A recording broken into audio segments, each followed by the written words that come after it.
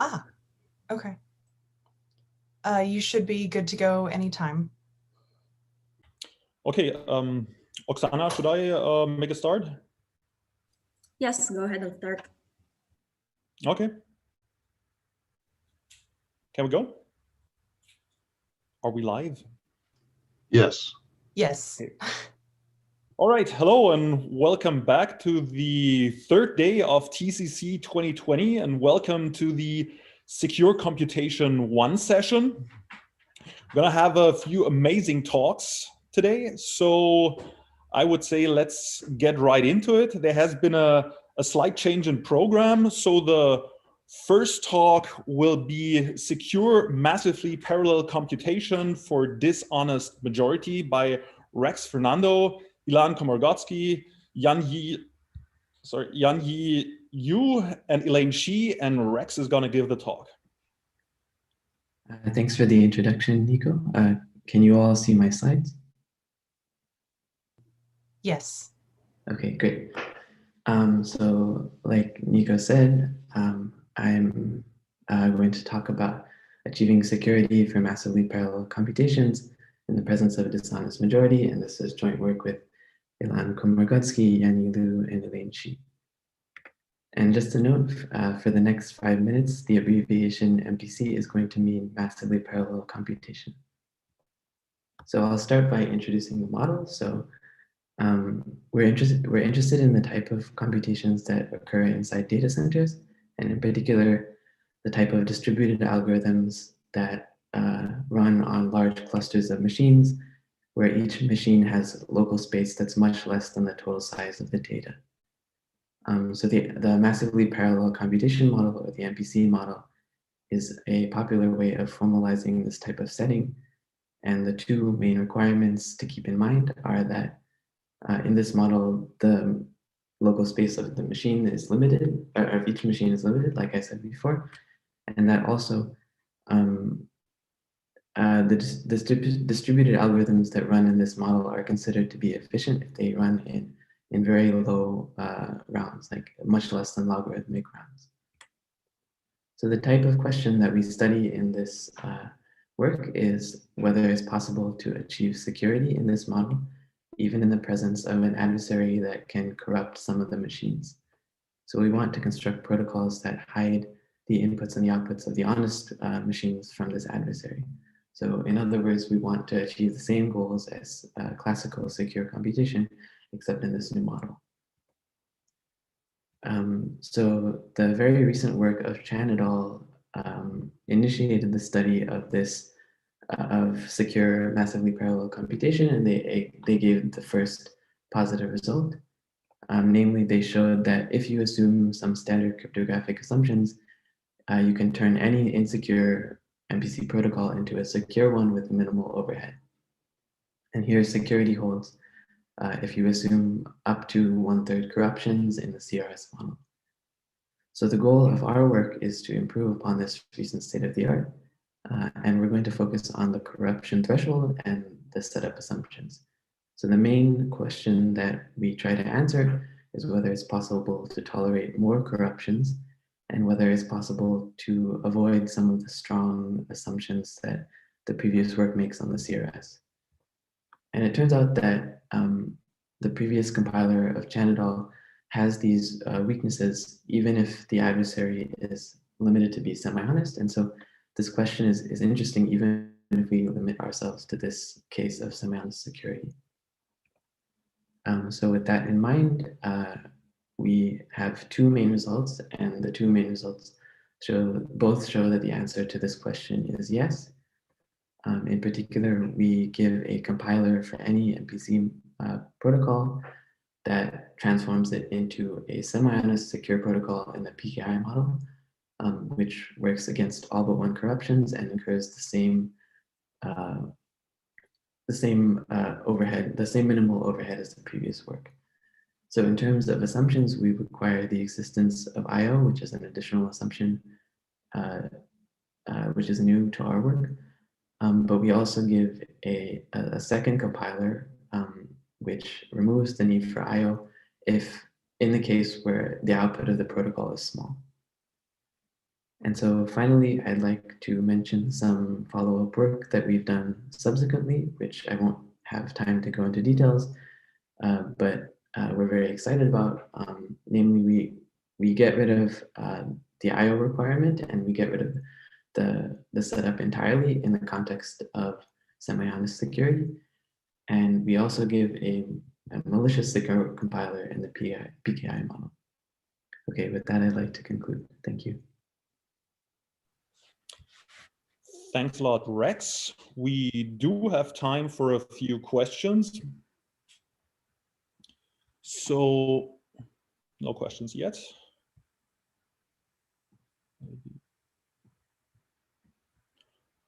Also, no questions so far on the Zoom.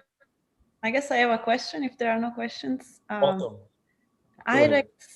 So in the follow-up result, you achieve you guys achieve semi-honest security if you don't want to use PKI. Is that? So we get the same result as semi-honest secure compiler, except in the plain model, and the assumptions are the hardness of LWE and an FHE scheme for all polynomial size circuits. So in particular, we don't need IO and we don't need any sort of setup. Okay, and this is a UC security? It's the malicious semi-honest security, so I don't think. For the malicious security case in the PKI model, do you use? Oh, so the malicious secure case, we use snarks, so we don't achieve UC security. Okay, gotcha. Thank you. Thanks. All right, there has been a question by Manoj on the chat asking, are you familiar with this paper titled The Bottleneck Complexity of Secure Multi-Party Computation by Boyle, Jane, Prabhakaran, and you from ICALP 2018. And he added, would you know how it differs? So that's his question. I don't know. Let me look at the chat. Sorry.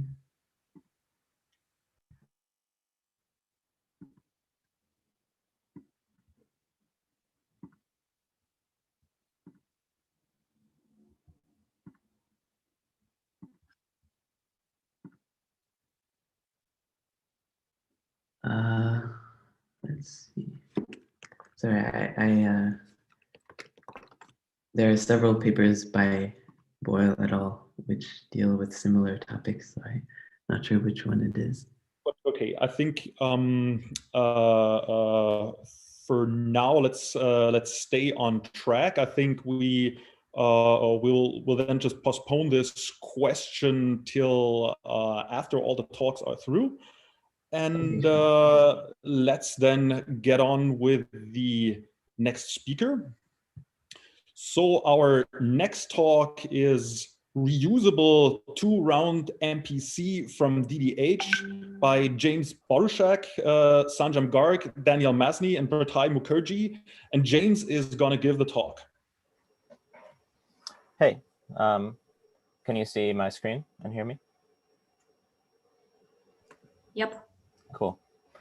Great. So thanks, Nico. Yeah, this is a reusable two-round MPC from the DDH assumption. Joint work with Sanjam, Daniel, and Pratyay. Yeah, so first, so what is reusable two-round MPC? We are going to be in a typical MPC setting. We have n parties, each has their own private input, xi. And they're going to want to compute some function over their private inputs. So in the first round, let's say that they just basically publish a first round message or a commitment to their input. And then when they decide to compute some function f, now they just have to send a single second round message. And these messages can all be combined to learn the output of the function. Right. So this is so far just standard two-round MPC. Now the reusability requirement is that if, say, the parties want to, at a later point in time, maybe compute a second function, f2, over their same inputs, then they are not going to have to recompute these first round commitments. So they can kind of just reuse these just publish one second round message and combine to learn the results. And they can basically keep doing this. Okay, so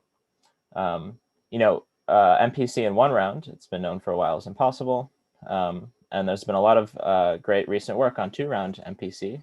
And so we see this as basically an attempt to reduce interaction even further from 2-round MPC without hitting that, that 1-round barrier. Okay.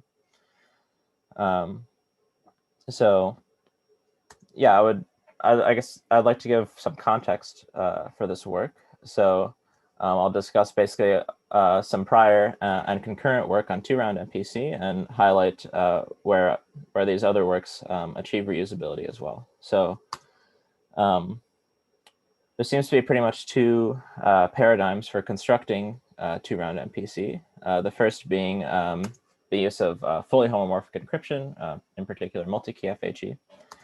And so the first work that did this was Mukherjee Wicks. They showed how to do 2-round MPC from multi-key FHE in the CRS model. And it's kind of naturally reusable. That's why I'm highlighting this in orange. And a concurrent work to ours, also appearing at TCC, shows how to basically do this in the plane model if the adversaries are semi-honest. Okay. So also reusable. So the second paradigm is based on this round compressing compiler, which was first described in GGHR, and they instantiated this using indistinguishability obfuscation. And since then, there's been a series of works basically weakening the assumptions required to instantiate this round compressing compiler. In particular, like replacing the obfuscations needed in the second round with garbled circuits and so on. But as you can see, this first IO-based approach actually achieved reusability. But as soon as these works started reducing the assumptions necessary, they lost the reusability of the first round. Okay, so this is kind of where our work comes in. I'll note another concurrent work to ours. I think that this work, you'll be hearing about this work right after me. They show how to achieve reusability under the assumption of bilinear maps. But they actually get some even like stronger notion of reusability than we do. And so I'll let them explain that. But our work fits into this like kind of round compressing compiler based approach, and we weaken the assumptions even further to achieve reusable 2-round MPC from DDH. Okay, so this is our main result. In the semi-honest case, we can be in the plane model. In the malicious case, we get a reusable 2-round MPC in the CRS model. Okay, and so finally, like very briefly, just a few words about our approach is. So our starting point is this work of this 2-round MPC of GS18 and GIS18. So if you're familiar at all with how it works, it's basically, in the first round, the parties basically exchange a bunch of OT1 messages in order to set up basically correlations that they're then going to use to compute in the second round. Okay, but it's not reusable because basically the number of OT1 messages that they send to each other in the first round kind of bounds the total amount of computation that can be performed in the second round. And if we want reusable MPC, we kind of want to be able to do kind of an unbounded, like a priori unbounded polynomial amount of computation in the second round, like for any number of circuits that they'd want to compute. So our approach is to basically generate a huge number of OT correlations with just a small amount of communication in the first round. And the main primitive we use to do this is homomorphic secret sharing from DDH, which was first presented by BGI in 2016. Okay, and as a final note, basically what we achieve with kind of applying HSS to the GS18 scheme is what we call a first message succinct MPC. Where it's not reusable, but kind of the amount of computation and communication necessary in the first round is much smaller than the size of the circuit that is able to be computed in the second round. Okay, and we show that this is enough. We give this like basically a generic transformation from a first message succinct MPC to a reusable MPC. And it's very much following the classic GGM tree-based construction of a PRG to PRF. It's kind of an MPC version of this because a first message succinct MPC can be seen as like a weakly expanding object, whereas a reusable MPC can be seen as like an almost like an exponentially expanding object. Again, the ability to compute like unbounded polynomial amount of computation in the second round. Okay, so that's yeah, so that's all I wanted to say. So thanks for listening. Right, thanks a lot, James. We do have time for questions. Check the Zulip. I actually have a question meanwhile. So James, so first message succinct MPC. So what is the precise statement? Your first message is proportional to C to epsilon or something? Right. So basically the notion that we have is that basically the entire size of the computation and communication necessary in the first round is just bounded by some polynomial in the security parameter. And basically has no relation to the size of the circuit that the parties can compute in the second round. And so then after this first round, then they can receive any circuit of unbounded polynomial size and compute that single circuit in the second round. How does the size of the second message scale with the circuit? Just linearly? Is it like just a garbled circuit or in a higher polynomial? Yeah, it's going to be a higher polynomial. Yeah, that's bit in our final construction. Yeah.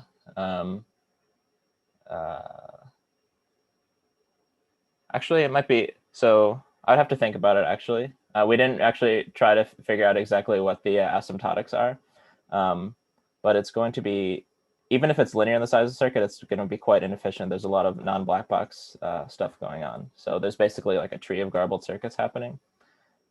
So yeah. Awesome. Thanks a lot, James. All right, so let's move on to the next talk. Title is Mr. NISC, Multiparty Reusable Non-Interactive Secure Computation by Fabrice Benhamouda and Rachel Lin. And Fabrice is gonna give the talk. Oh, sorry, 1 second. I forgot to start my video. Okay. I lost. Sorry, now I lost everything. We actually have another question in the chat. So Fabrice, you can go ahead and set up meanwhile. And maybe James, if you're still here, you can answer the question. How do you achieve malicious security? Oh, malicious security. So eventually what we use, okay, so we use homomorphic secret sharing basically to set up all these correlations in the first round. And eventually what we use is a underlying maliciously secure 2-round MPC to basically distribute the secret shares. Okay, so this is actually where we get the malicious security from. We're using a maliciously secure 2-round MPC that doesn't satisfy any reusable or first message sync properties. So this is already known from GS18. Yeah. Right, Fabrice, the stage is yours. Thanks, Nico. Hi, so I'm Fabrice Benhamouda, and I will be talking about Mr. NISC, Multiparty Reusable Non-Interactive Secure Computation. And this is a joint work with Rachel Lin. So let's look at the problem we are interested in. Let's suppose that you have multiple hospitals who have confidential databases of medical records, X1, X2, X3, and X4. And let's suppose that you have a research institute who want to conduct a public study over the confidential data of the first 3 hospitals. Unfortunately, the hospital cannot just reveal this data because they are confidential. So instead, what we would like is that the hospital are able to publish some message called the computation encoding, alpha 1, alpha 2, alpha 3, so that from this computation encoding, anyone can compute the output of the public study, f of x1, x2, and x3. And importantly, nothing else should be learned. In particular, this computation encoding should not leak any single medical record in these databases. Furthermore, we would like to be able to conduct multiple studies over different subsets of parties. Notice also that the computation encoding depend on the study you are conducting. So for example, the green computation encoding alpha 1 is different from the orange alpha prime 1. We also would like participant or hospital to be able to join at any time, like the set of parties dynamic. And when you join, you can immediately participate in a new study.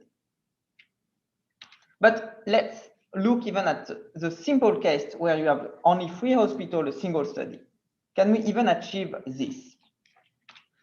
Unfortunately, it's completely insecure because it leaks what's called the residual function. Let's look at what this means.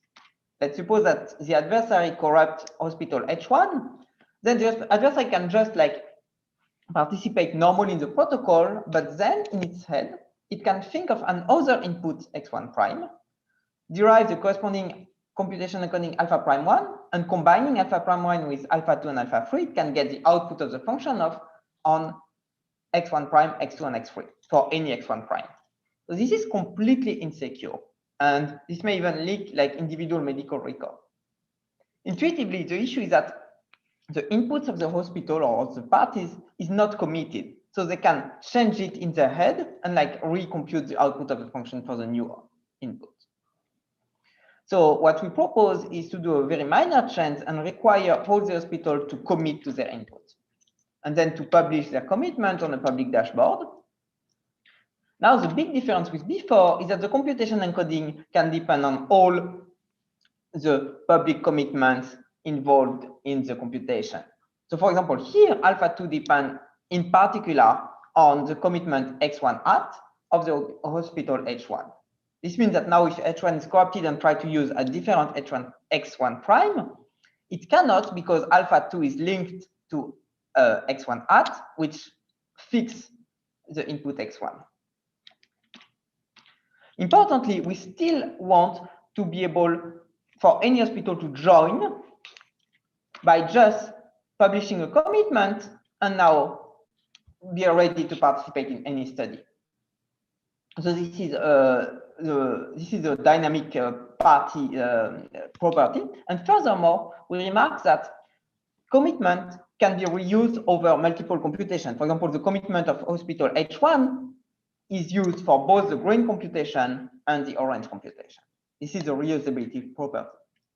So if you think about it, especially after having seen the previous talk, you remark that what we are trying to achieve is very similar to a two-round MPC with 2 extra properties: reusability of the first round and dynamic set of parties.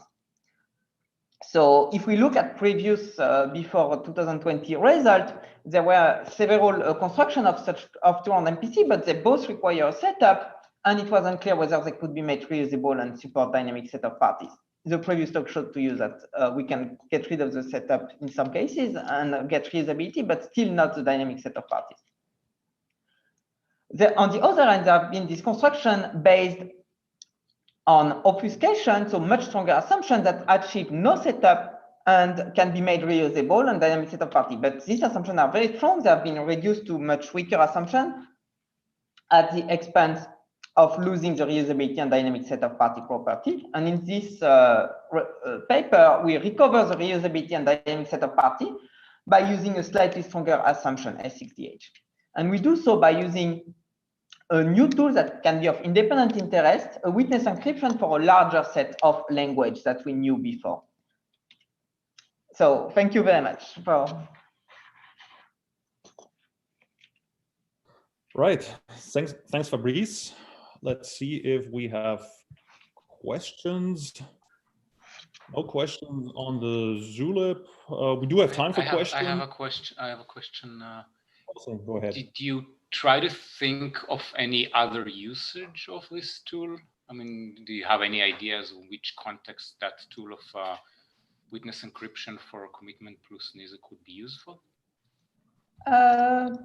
Yeah, I don't know. It looks like an interesting thing because before we did not know to do such a witness encryption for such a language, but I don't have out of the top of my head any other application, unfortunately. Thanks. So maybe I have a quick question. So in the previous talk, we saw that these commitments to the inputs are succinct. How is this in your case? Can they be independent of the size of the committed value, or? No, the commitment, the what we call commitment, which would match the first round in the previous talk, first round message, will be linear most likely in the input length, but they are reusable over as many computation as you want, and there is no bound on the complexity of the computation and no bound on the number of parties joining the computation, and you don't even need to know which party will be joining in the future. Like all of this can be completely dynamic, but the commitment is not succeed in the input itself. Thanks a lot. Are there any further questions? If not, I'd say we move on to the next talk, which is titled Round Optimal Secure Multi-Party Computation from Minimal Assumptions by, now the screen maximized again, by Arka Rai Chowdhury, Michele Ciampi, Vipul Goyal, Abhishek Jain, and Raphael Ostrowski. And Arka is going to give the talk. Hey, can you hear me all right and see my slides? Yes. Awesome, thank you. So today I want to talk about round optimal MPC from minimal assumptions. This joint work with Michele Ciampi, Vipul Goyal, Abhishek Jain, and Raphael Ostrowski. So MPC, as you've already heard in previous talks, is a mechanism that allows parties to jointly compute a function over their private inputs. They do so by running a protocol, which involves exchanging messages, at the end of which all the parties have an output. So in this talk, we're really concerned with the round complexity of these protocols. So what is a round? A round simply constitutes of every participant sending a message. And for efficiency purposes, we want to minimize the number of rounds of interaction. Of course, without any security guarantees, this can be trivially achieved by parties simply sending their inputs to one another. So intuitively, what we want is that misbehaving parties shouldn't learn anything beyond the output of the function. So MPC comes in many flavors. So what's the setting that we're working in? So we require security against computationally bounded adversaries that can behave in an arbitrary manner and corrupt any number of parties. We work in the black box simulation setting, where essentially in the proof of security, we don't use the inner working of the adversary in any manner, and we don't assume any trusted setup. So given the setting that we're working in, we ask a two-pronged question, which is, can we construct MPC protocols which are both round optimal and from minimal assumptions? So what do we know about both of these? So it turns out for round complexity of protocols, there's been a long line of work, starting with the conception of MPC by Yao and then Goldreich, Micali, and Victorson. So there's been a lot of exciting recent work, firstly showing by Garg, Mukherjee, Pandya, and Paulik Fernandou, who showed that 3-round MPC is impossible. And then there have been subsequently 4-round protocols with improved assumptions. And what about the assumptions? So it turns out that oblivious transfer, or OT, is both necessary and sufficient for MPC. And the connection with these round optimal protocols was actually made quite tight by Benamuda and Lin, who showed for any protocols that take at least 5 rounds, it suffices to have 5-round OT protocol. So this, given the state of affairs, this leaves the question of 4-round MPC and the assumptions that we can build it from. So in this result, we finally resolved this question that's seen a lot of exciting progress recently, and show that assuming only 4-round oblivious transfer protocols, you can build a 4-round MPC. And for the oblivious transfer, we require very weak properties. We require indistinguishability security against the sender and the ability to extract the receiver bit. And in fact, OT protocols satisfying such properties are known. So one of the main building blocks is what we call interactive multi-party conditional disclosure of secrets, or MCDs. Here, Carol has some message that she wants to encrypt under some condition, and Alice and Bob have some witnesses, W1 and W2. So they interact in an end-round protocol, at the end of which Alice and Bob either output the message or some special symbol bot. So we require some certain properties from this MCDs, which is that if Alice and Bob have witnesses that satisfy the condition, then both of them can retrieve the message. But if either Alice or Bob's witnesses result in the condition failing, then neither party receives the output. And we want the witnesses to be public. So what does this mean? So in the context of its use in MPC, we don't want the witnesses to be something that leaks privacy. So for instance, we can't let the witnesses be the party inputs or the party randomnesses. And again, for the use in the context of MPC, we want that the message is only available in the last round of this interactive protocol, while the witnesses are available in the penultimate round. So what kind of condition do we consider? So for instance, say Carol wants to protect her fourth round message unless Alice and Bob behaved honestly. So the condition she'd encrypt her fourth round message would be that, decrypt only if Alice and Bob behaved honestly in the first 3 rounds.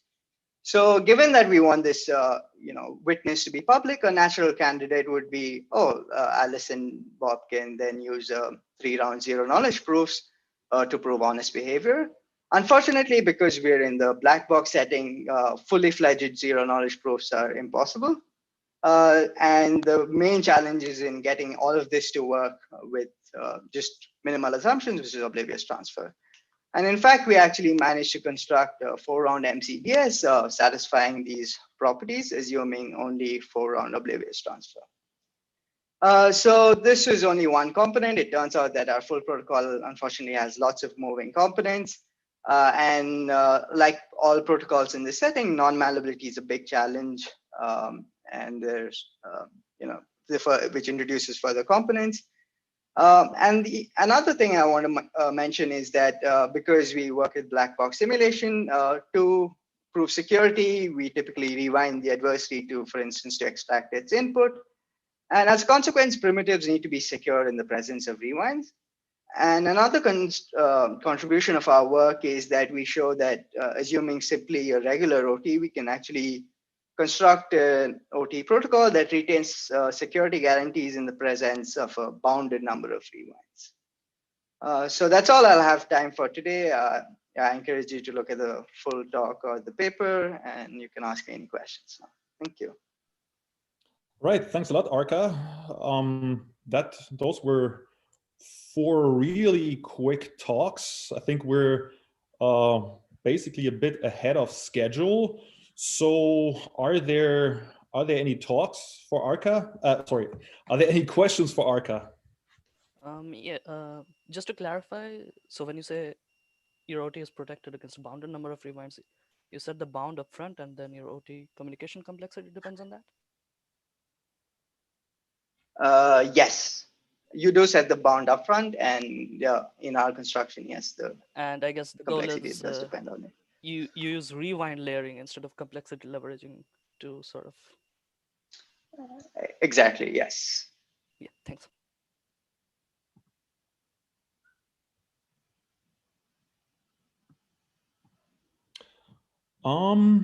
So there's one more question from Pratik, and he asks, can we obtain adaptive security in a round optimal fashion using this technique?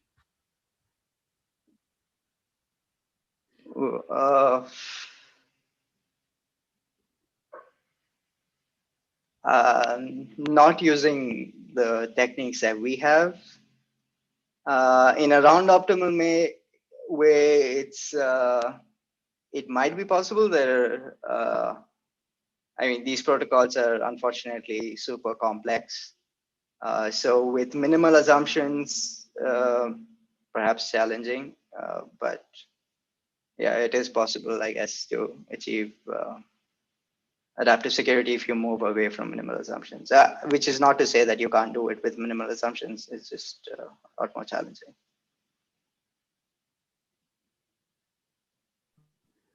All right. Any more questions? Cool, thank you. Yes, Michael is asking a question. Michael, if you want to unmute yourself and ask the question yourself.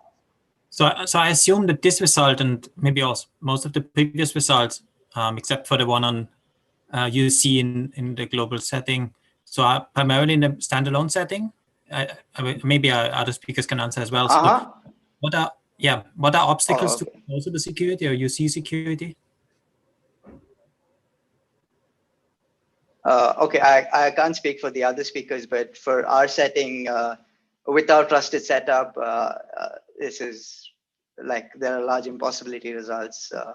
So we require the ability to rewind the adversary, which is typically goes against these UC settings. So yeah, if you have a trusted setup, then Ben Hamuda Lin and Garg Srinivasan essentially solve the problem of round optimal MPC from minimal assumptions. But I see there's another comment, I guess, from Antigone saying, Pratik, there is an impossibility result for the adaptive setting in the plane model. It can be circumvented using non-black box techniques. Okay, good. Unless there are any further questions, I would now hand over to Oksana. All right, thanks, Nico. So let's continue. Next speaker should be Mohammed. So please go ahead and set up.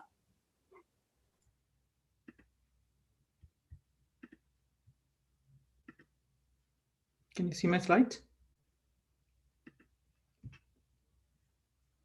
Yes. Okay, thanks.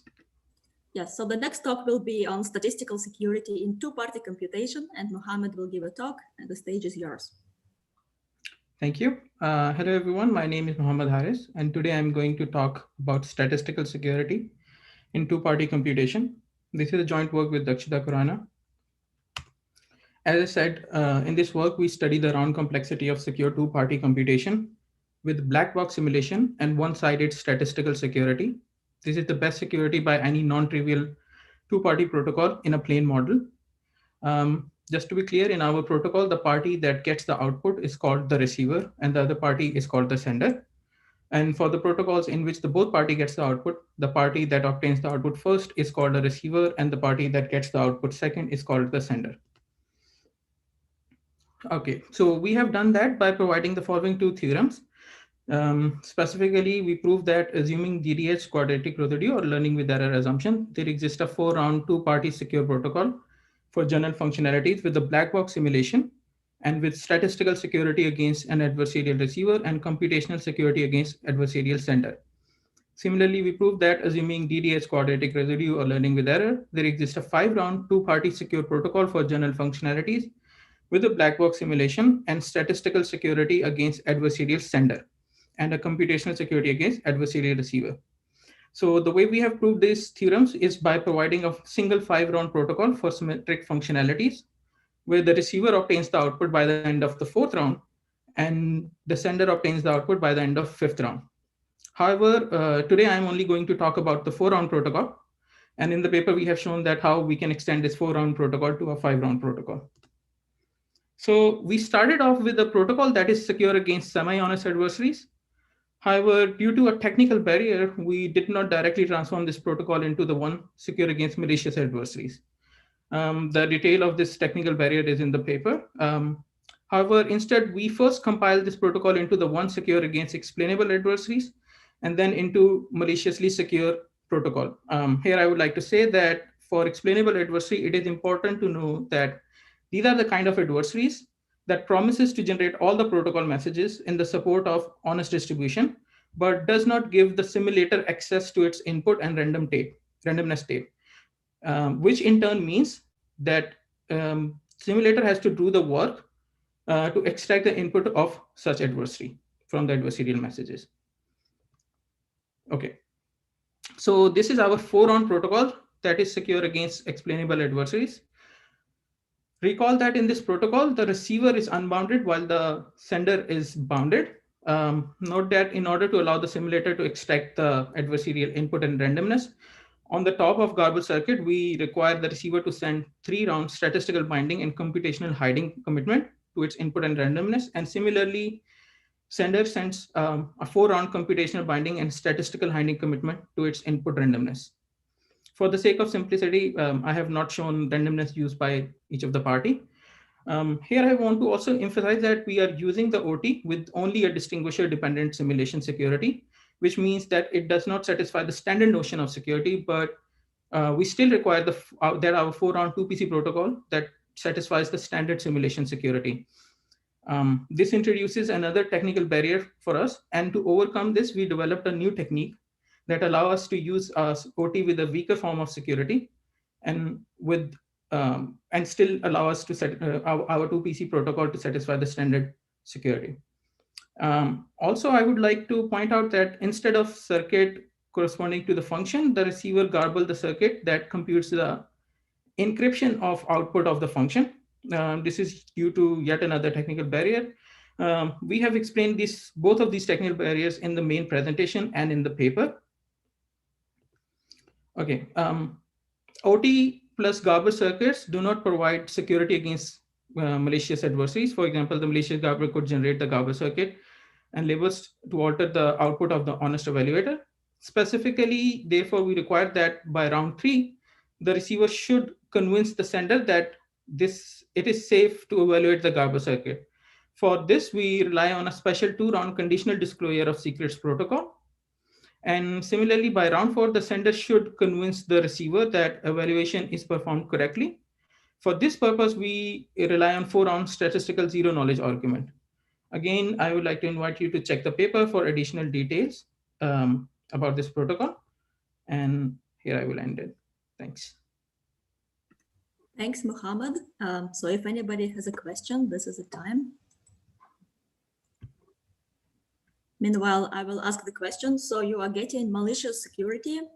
What about getting semi-honest security, but statistical security for both parties? Is anything known about that? Yeah, that is even in the semi-honest case and even in the OT hybrid model, this is an open question. Okay, cool. Maybe I have a quick question. So you study the 2-party case. Do you know about any results in that direction in the multi-party case? No, in fact, in my full presentation, that's what I said, that could be a next good natural question to see if we could have at least one of the parties statistical in a multi-party case. Right.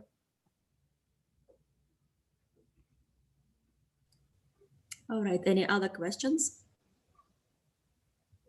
Maybe the next speaker can set up meanwhile, and if there are any other questions, you can jump in.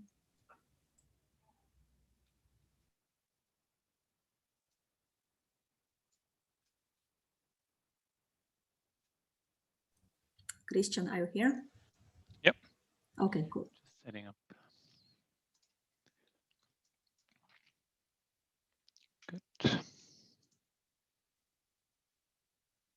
So looks good to me. So do you see it? Yes, we see and hear you well. So the Perfect. next talk will be universal composition with global subroutines, capturing global setup within plane UC, and Christian will give a talk. Thanks, Oksana, for the introduction. So this is joint work with Rancanetti, Julia Hesse, Björn Takman, and Vasilis Tsikas. So as you see from the title, so there are 2 main concepts that we treat in this paper. So one is global subroutines that I will use interchangeably with a global setup now in this talk. The other thing is universal composition and how to capture that. So to give a brief kind of overview what I mean with global setup, assume you program or you design a protocol that uses, for example, Bitcoin, so the blockchain that is already out there, and you program or you design a payment channel that uses Bitcoin as the settlement layer. Maybe someone else is designing a poker game that uses Bitcoin to pay out the rewards. And maybe some other things are happening right on the chain. But what is the important point here is that this resource, the blockchain, it's not just available for your session. The entire world can see it and interact with it and change the state. So a global setup is something that is not just available for your session if your protocol is running, but also for other sessions. And you don't know which other protocols are also accessing it. Well, the second concept is UC. So what is the topology of a UC statement? It's a simulation-based security notion, real world, ideal world paradigm. It basically compares two worlds, real and ideal. So here we see on the left the environment set that interacts with a session. So that's now normal standard UC. Interacts with one protocol session, and we assume that the protocol needs a CRS to work. And then we compare this to an ideal world where instead of the real protocol, the environment interacts with functionality. And we want these two worlds actually to be indistinguishable. Of course, this is not achievable without, for example, the help of a simulator. I guess this is known widely. So we have to prove that for any real world attack, for any real world attacker, there is a simulator that simulates this and makes actually the two views of the worlds indistinguishable. So this is what you have to prove in order to show that a protocol securely realizes a functionality. And as you see here, the CRS can only be accessed by the protocol. And this means the CRS is kind of assumed to be local to this session. And what it means in terms of security, in terms of proving something about it, it's that the simulator can actually apply some tricks that we probably all know, that, for example, programming a backdoor into the CRS. Basically, since the environment doesn't have access to the CRS, the simulator can lie a bit about what the CRS exactly is or how it was generated. So to get now a model that matches closer to reality, in a TC 2007, global UC, GUC, and externalized UC, a simplification of it, were introduced. And in a nutshell, these frameworks, they, for example, allow that the environment gets access to this setup, to the CRS. And it's kind of clear probably now that if the environment gets access to it, there is nothing that the simulator can lie about in this context, because the CRS, it might even pre-exist prior to the protocol session, so the simulator cannot implant the backdoor, for example. So this makes proving such a statement harder, and a lot of impossibilities come back that we know from plain UC. Okay, so that's kind of the state. So you might ask, so isn't GUC already there to do it?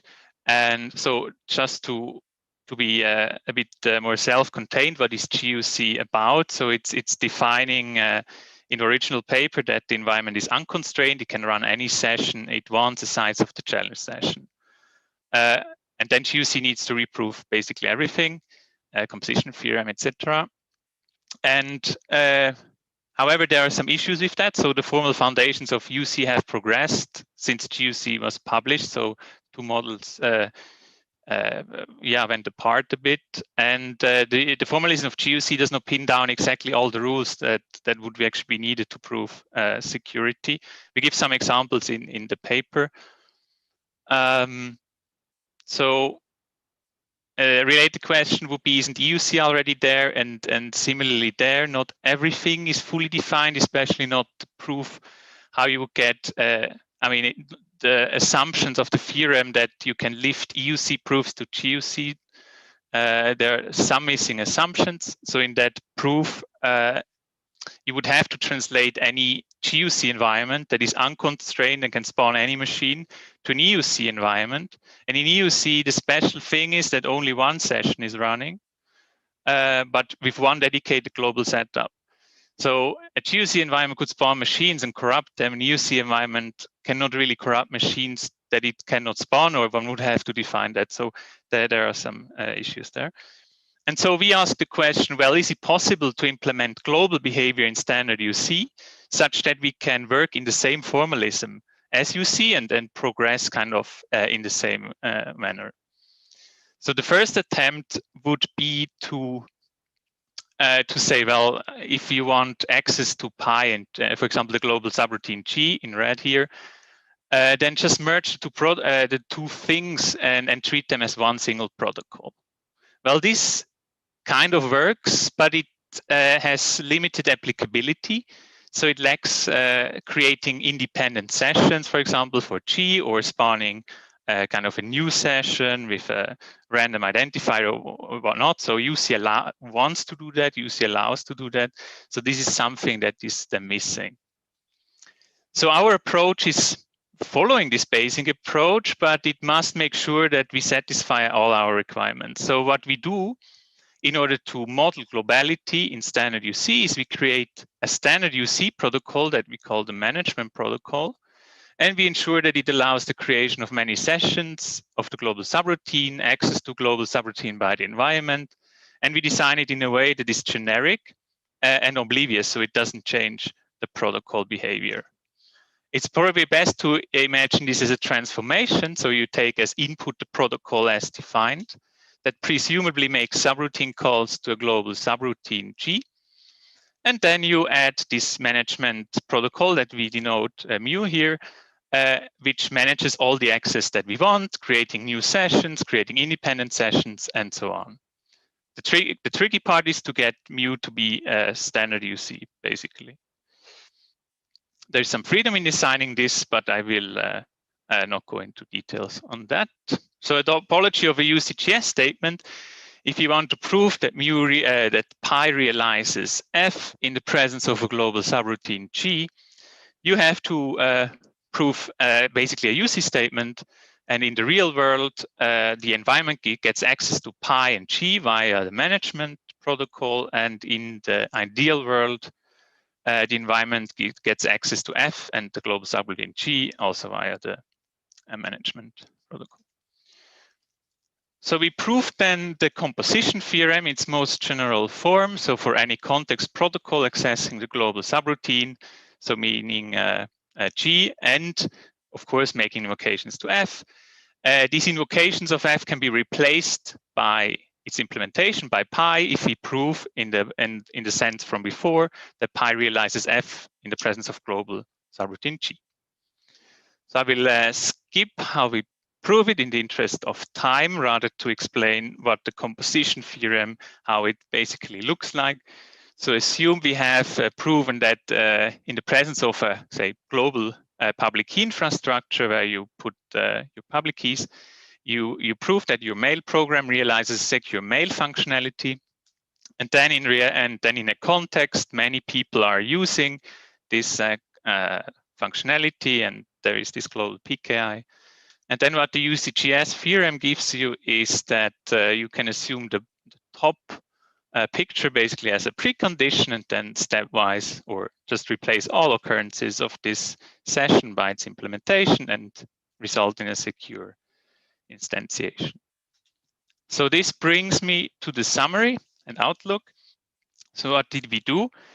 We introduced a UC protocol called the management protocol. So it models global access to setups in standard UC. It comes with a composition theorem, so the UCGS theorem, how to replace protocols in the presence of a fixed global setup.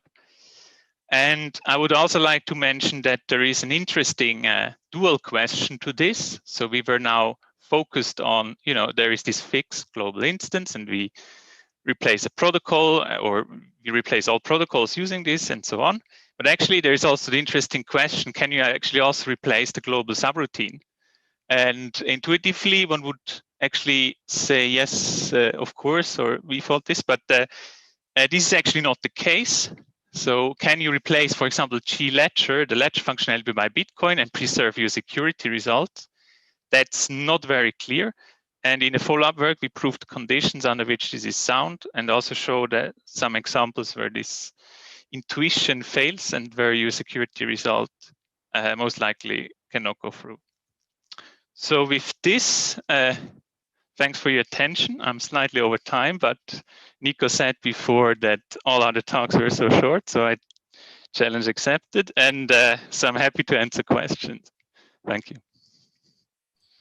Thanks a lot, Christian. If anybody has a question, this is a good time. Yeah, can I ask? Yes, go ahead.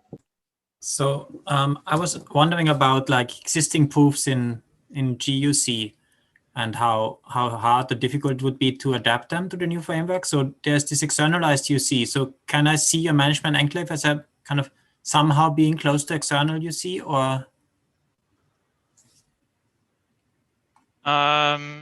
Yes. So basically, externalized UC is already very close. So we thought about also, fixing it. And so we also in the paper show how statements in externalized UC can actually be ported to this new framework. So the frameworks appear, let's say, similar. So I don't see too many problems importing existing result. Maybe one tricky part is that kind of open protocols are proven, so existing literature proves things in EUC, and they assume that kind of the setup is generated only after the test session or the challenge session is created, which might not be true. So that's a technicality, let's say, but that's that's kind of how things could go wrong. But that's easy, basically, to fix, I would say. Yeah. Any other questions? So I actually have a very basic question. Just for concreteness, let's say I have a global CRS. So you said that the environment does not see directly my global CRS. Instead, it will only talk to the protocol mu. And the protocol mu can basically tell the representative, like the string, the CRS string to the environment, correct? Yes, so it it tells kind of it routes kind of this request from the environment to the functionality and sends the reply back. Okay, thanks. All right, so I think there are no other questions. So thanks, Christian. Cool. Thank you.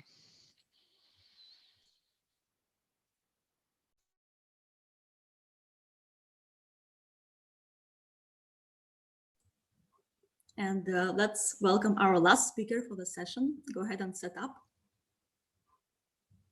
Okay, we can see your slides. Do you hear me as well? Yes, very nice. Okay, welcome to the last talk of the session about synchronous constructive cryptography. And the talk will be given by Chen Da. Yeah, excellent pronunciation. Thanks. So thanks for the introduction.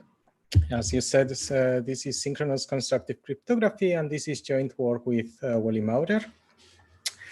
And there are many reasons why one wants composable security, and indeed there are many works in this direction.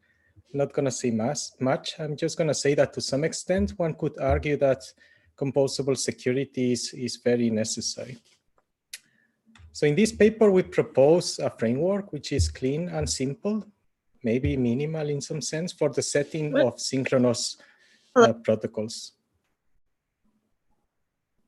As a first step, we consider information theoretic statements and static corruption with a fixed number of parties. And the hope is that it will be simple enough for people to easily write precise statements and proofs, and also to lower the entrance fee for those that are not familiar with composable security. And it would be great if the framework also serves as a basis for formal verification, which is an important research direction that is gaining popularity. So current composable models for synchronous protocols are not designed to minimally capture this setting.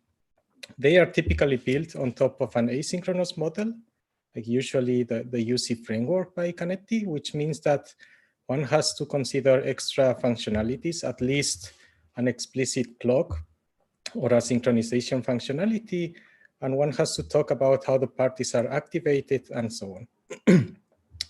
Our goal is to design a framework tailored to the synchronous setting, which allows us to describe protocols in an intuitive manner and with simple proofs without the need to talk about things that shouldn't be part of the synchronous setting. And we start from the very basic idea of specifications. And here one considers a set phi of possible objects. For example, this could be a set of sushi plates for those that like sushi. And then the specification S is simply a subset of phi, for example, nigiris. And a specification is a guarantee, and hence smaller specifications correspond to stronger guarantees. Then a construction is simply a function that transforms an object into another object. And this induces a transformation between specifications. If, for example, one can consider the specification of pairs of rice and sushi ingredient, and then apply a recipe function and show that no matter which pair, the recipe applied to the pair leads to an object in S. So the idea of having specifications and constructions is adopted in the constructive cryptography framework by Maurer and Renner, where the set phi are systems called resources with interfaces to the parties. The idea is that the parties can interact with the resource via their interfaces, and then they can also apply a so-called converter, which can be thought of as a system that executes the protocol engine, right? Then in the multi-party setting, we consider systems with n interfaces, one per party. And then a protocol is a tuple of converters, a tuple of protocol engines, right? And the idea is that in the construction, each party applies its converter so that any resource that you have in specification R, then with the protocol, you get a resource in specification S.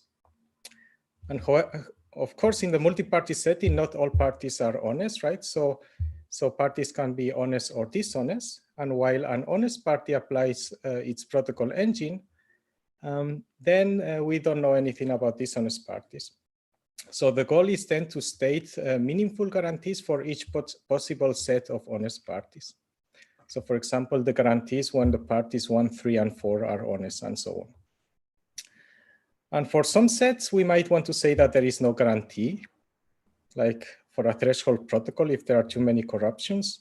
And this simply means that the resource could be anything, or equivalently that it satisfies the trivial specification phi. The traditional simulation-based notion is also a special case where the ideal specification is described in a particular way, namely as an ideal system S with a simulator. And in this context, maybe a different interpretation is that we want to model a specification of a system S that has no guarantees at the dishonest interfaces.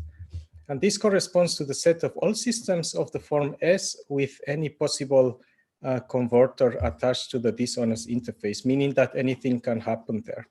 And this is what is called a star relaxation. So for our synchronous setting, we instantiate the notions of resources and converters. And resources are very simple. These are simply modeled as a special type of random systems that proceed in rounds. And the idea is that at each round, it simply takes an input at all the interfaces, right? You can think that every party gives input and then produces an output at every interface. And then converters are also systems, but with two interfaces, an outside and an inside. And then they take an input from the outside, give an output from the inside, and then subsequently do the same, but the other way around. And then one can easily check that if you apply a protocol engine, right, a converter to a resource, then what you get is also a resource, of course. And one feature or one example is that the nice thing about specifications is that, for example, it allows to unify property-based and composable definitions. Like, for example, one can model a traditional broadcast primitive in a straightforward manner, meaning that you can simply encode both broadcast properties into the resource specification. Like you can define the set of all resources that satisfy validity and consistency. This implies in particular that if you want to construct such a broadcast specification, then the proof would be property-based, as in a normal proof for broadcast. So for more examples and details, I refer you to the full version of the paper or the recorded talk. So thanks. Thank you, Chanda. This was the most sushiest talk of the session for sure. And if anybody has a question, go ahead and mute yourself and ask.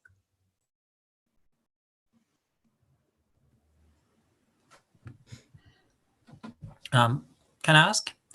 Yes. So have you thought about adding also some kind of global setup or global resource? Yes. So if you want a global setup, it just means that I mean, the idea is the environment has access and can look at this at what happens in the resource, right? You can simply model this by having a special interface that is designated to the outside, right? And then you can access. I mean, this has been done in previous works. Actually, it's what is called a world interface or a free interface, we call it.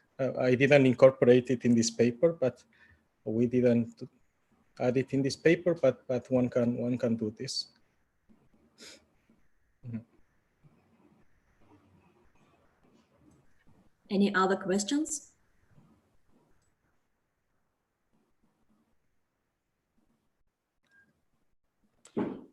I think then we can call it the general questions phase of this session. So if there's any question regarding any of the talks of this session, please either ask on the chat, unmute yourself and ask, or ask on Zulip. But as it seems, we haven't had any questions on Zulip so far, unless I'm completely not getting how this works. But no, you're looking in the right place. I've also been checking, and there's been nothing.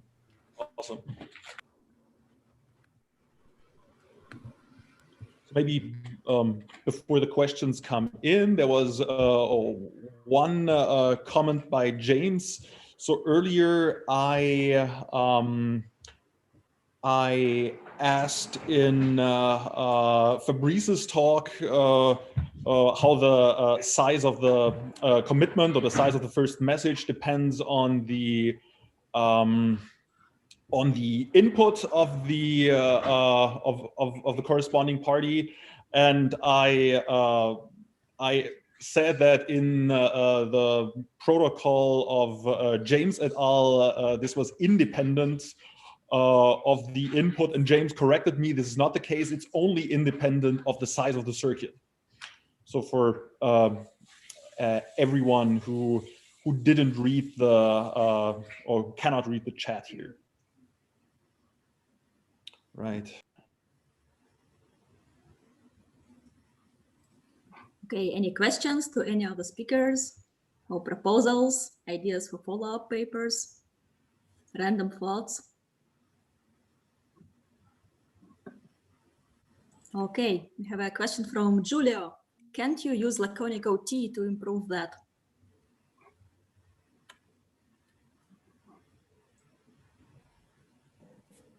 So I was referring to Nico's comments. Can you be a bit more specific? Yeah, sorry. I was referring to Nico's comments. I mean, I think I even discussed it at some point with James, but yeah, you can use maybe laconic OT to make the first message completely succinct. I mean, I'm sure they wrote it up in their paper. Can you still extract? I mean, I'm just let's worry about semi-honest now. Right? Okay. I mean, maybe James can comment if it's still around. Yeah, again, yeah, not something we really thought about too hard, but yeah, I think Nico brings up an issue there for you wouldn't be fully committed to your input, I guess, in the malicious case. Right. Wait, James, you did have a CRS, right? Or were you without setup? Yeah, well, in the malicious case, we have a CRS, yeah. You have a CRS, so then you're good to go with laconic OT. But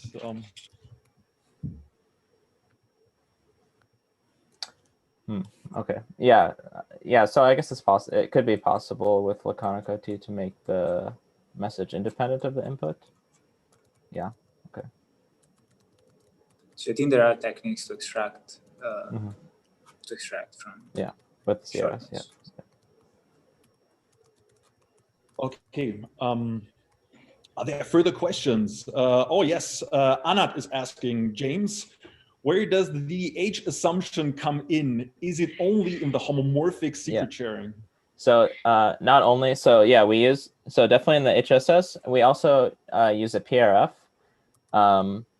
However, like we need the PRF to be an NC1. We did a low depth PRF. So that's also from DDH. And that's, we're kind of homomorphically computing this PRF under the HSS, which only supports NC1 circuits. So this is, we need DDH there. And then on top of this, like I mentioned earlier, we use a maliciously secure 2-round MPC and without any special properties. And so that, like, yeah, from GS18 and BL18, that's also, known from DDH. So I guess we kind of use it in 3 different places.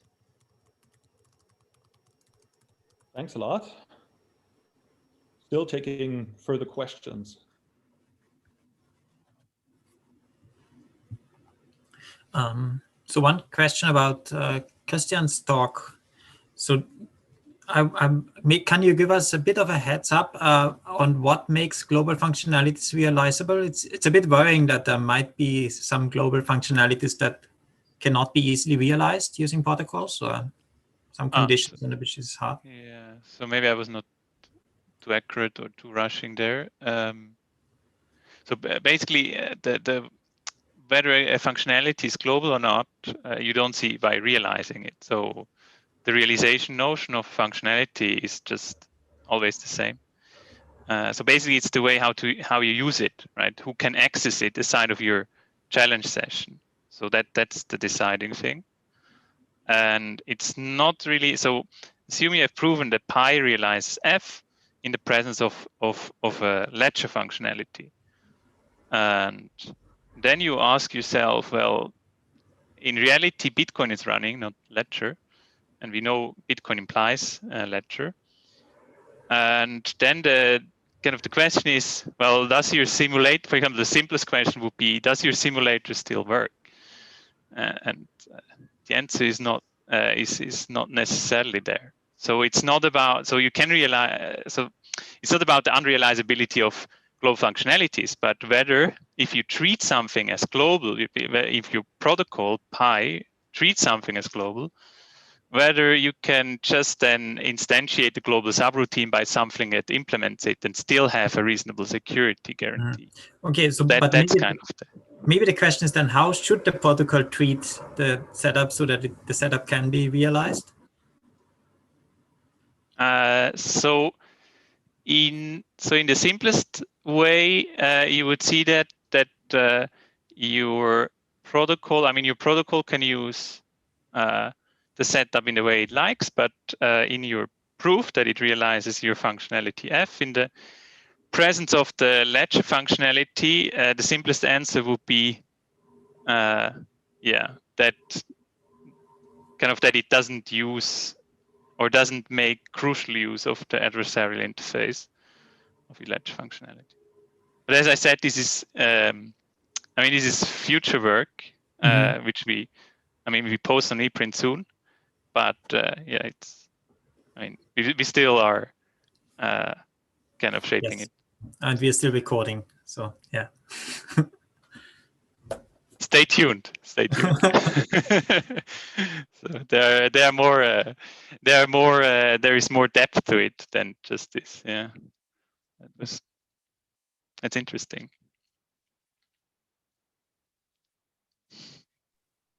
All right. Do we have more questions?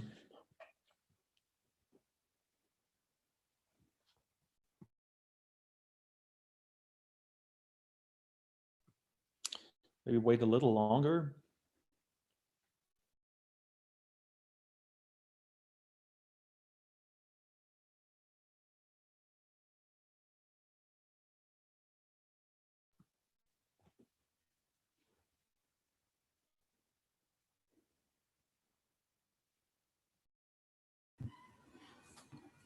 I can ask another question. I asked too much already. So while others are coming up with questions, so I wanted to ask about the last talk. So you showed this connection between property-based definitions and specifications. So I think that has been also tried for kind of UC functionalities, but it turned out that like the functionality kind of that you get from that was kind of unwieldy. I think Agilus Gairas did something like that, and the way you had a game-based definition and you compiled it somehow into a functionality. So there's a connection, but it was kind of hard to understand what the functionality is actually giving you. So if you compute this union of properties to get your specification of things that satisfy properties, isn't it also very hard to say what is it actually that you get from that? Yes, I mean, you can argue differently, right? You can say, like, for example, for broadcast, you would say that that later in the protocol, what you use are the properties, right? Like you say by like when you argue about the security of the, let's say, MPC protocol, you would say by validity this and that holds, or by consistency this and that holds, right? And in that sense, it seems useful to be able to capture these properties in the framework, I think. And it's also I think it's also easier, right? Because the typical megaphone is much more difficult to realize, right? Like if you consider the normal broadcast functionality where the sender inputs, everyone gets the same message, then this is a much stronger resource than the one I just talked about, right? So yeah. I find it interesting, but it's kind of independent of the synchrony, right? You can do that also. Yeah, absolutely. Yes. This is just by considering specifications in the framework. It has nothing to do with the fact that the resources are synchronous and so on. Yeah. So I thought in this short talk you didn't really talk about washing adversaries, right? So that's something that you obviously do in the paper, but. Mm-hmm. Yes, I didn't have time to talk about this. Yes, but yes, like we model this by considering dividing each round into 2 semi-rounds, right? And then in the first semi-round, you allow the dishonest parties to possibly get some leakage and so on. I think this is also pretty standard. So I didn't talk about this.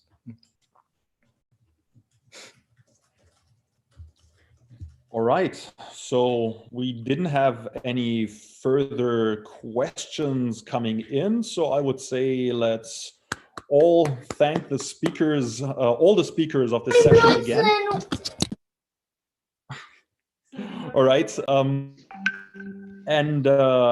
Yes, the next session or the next event is we're gonna have a 1.5 hours break, and Secure Computation 2 is gonna start in 1 hour and 40 minutes, 8 p.m. local time for me.